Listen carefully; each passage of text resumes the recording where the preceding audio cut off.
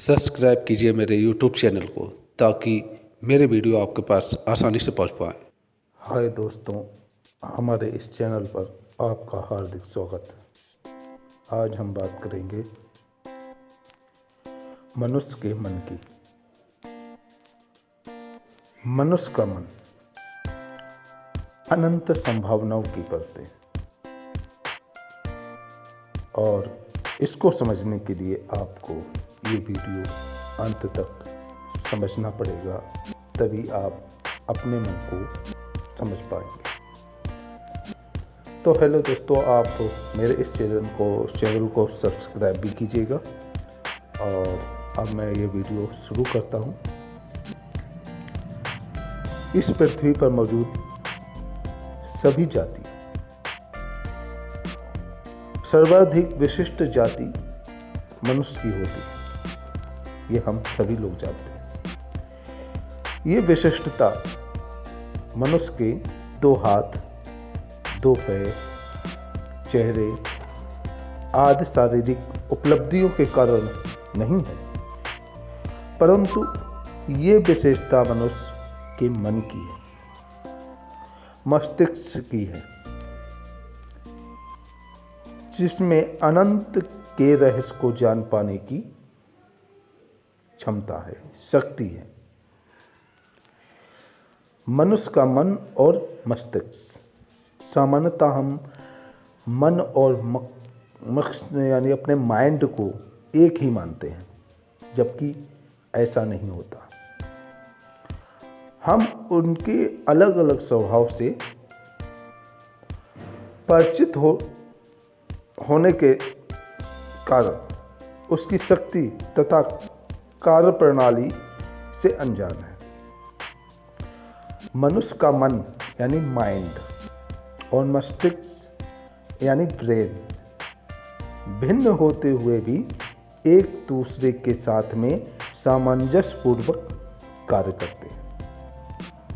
यदि मनुष्य इनकी एक तत्व और भिन्न तत्व रूप को समझ जाए तो अनंत संभावनाओं के उघड़ने का द्वार स्वयं ही खुल जाता है। अन्यथा मन व मस्तिष्क की गहन उलझन में मनुष्य जीवन का ये सुअवसर भी सरक जाता है। अध्यात्म मार्ग ये मस्तिष्क का नहीं है, ये हमारे मन का उपचार है। अक्सर हम लोग ये समझते हैं कि हम मस्तिष्क में अपना अध्यात्म स्थापित कर लें। ये गलत है। ये मन में स्थापित किया जाता है, ये मन का उपचार होता है। मनुष्य के मस्तिष्क व मन की बुनियादी भेद को समझकर ही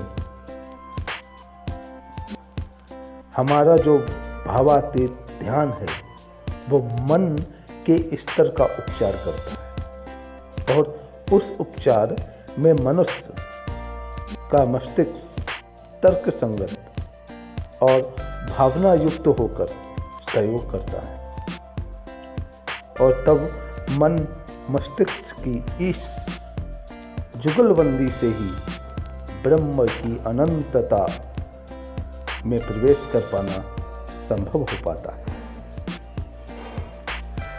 मन की 7 सतहों को उपनिषदों में सूरज के 7 घोड़े की उपमा देकर गाया गया है। अक्सर ये सब चीज़ें हम लोग बचपन से सुनते थे कि सूरज के जो 7 घोड़े होते हैं, ये उपमा उपनिषदों में वर्णित है। हमारे महर्षियों द्वारा प्रस्तावित मन की इस गहरी सतहों में पहली सतह मनुष्य को बाहरी जगत से जोड़ती है, और अंतिम सतह जो होती है मनुष्य को उसके भीतर रहे ईश्वर तत्व यानी उसके भीतर मौजूद ईश्वर तत्व से जोड़ती है। इन परतों की सामान्य समझ कुछ हम इस प्रकार से समझेंगे। पहली जो परत है वो चेतन मन है। मनुष्य के मस्तिष्क द्वारा किया गया हर विचार, निर्णय, चुनाव आदि में चेतन मन सहयोग होता है। वर्तमान क्षण का हर कार्य, विचार, भाव चेतन मन की शक्ति से ही संभव होता है। अगर हमारा मन चेतन है तभी हम विचार कर सकते हैं, सोच सकते हैं, कार्य कर सकते हैं। और दूसरी परत जो होती है अवचेतन मन। वर्तमान क्षण में हुए विचार इस क्षण की बीत जाने पर अवचेतन मन में संग्रहित यानी कि इकट्ठे हो जाते हैं। उदाहरण के लिए यदि किसी ने हमें धोखा दिया तो उसकी प्रतिक्रिया तो वर्तमान में होगी, परंतु तत्पश्चात चूंकि हम दूसरे कार्यों में लग जाते हैं तो ये भाव के लिए यदि किसी ने हमें धोखा दिया तो ये अवचेतन मन में संग्रहित हो जाते हैं। यानी ये जो भाव होते हैं, किसी ने हमको धोखा दिया, उसकी प्रतिक्रिया हुई, ये अवचेतन मन में इकट्ठे हो जाते हैं। और तीसरी परत होती है अचेतन मन। जब किसी के प्रति गहरी करी हुई प्रतिक्रिया को हम बार बार वचन से दोहराते हैं और दूसरे से कहते रहते हैं या मनोमन उसके विषय में क्रोध, दुख आदि का वेदन करते रहते हैं, तो ये भाव हमारे अचेतन मन में इकट्ठे हो जाते हैं। यहाँ इकट्ठे भाव का गुण अब धर्म में बदल जाता है तो क्रोध, दुख आदि के भाव द्वेष में भी बदल जाते हैं और वासना, चाहत, स्नेह आदि के भाव राग में रूपांतरित हो जाते हैं। चौथी जो परत होती है वो होती है भव्य चेतन मन।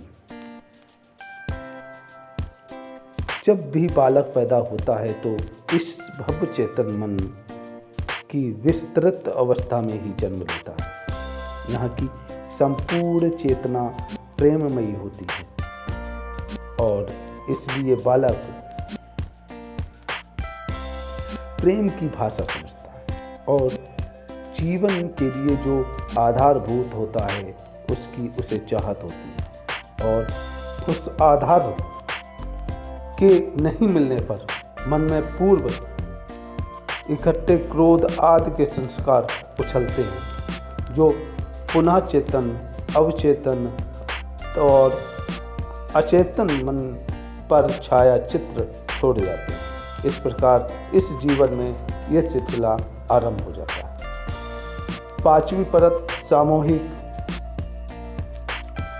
चेतन मन। इस परत में मनुष्य के जन्मों जन्म के संस्कारों के छाया चित्र अंकित होते हैं। इन संस्कारों के समगुणवत्ता के छाया चित्र मनुष्य के मेरुदंड में स्थित अलग अलग चक्रों के आसपास बन जाते हैं।